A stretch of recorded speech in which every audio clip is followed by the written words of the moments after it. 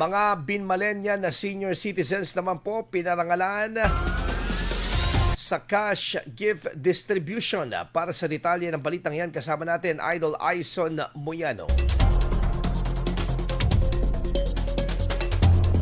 104.7 IFM. Report!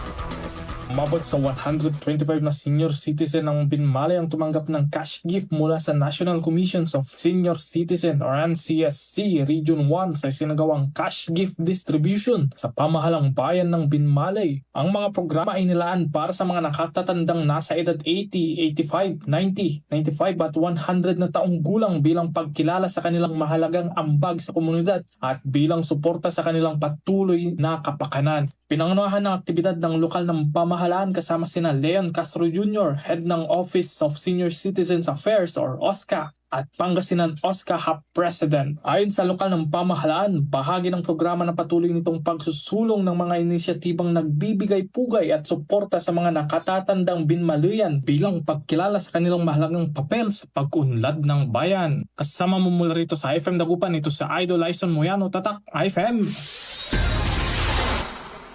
Samantala, Idol, IFM News. IFM News.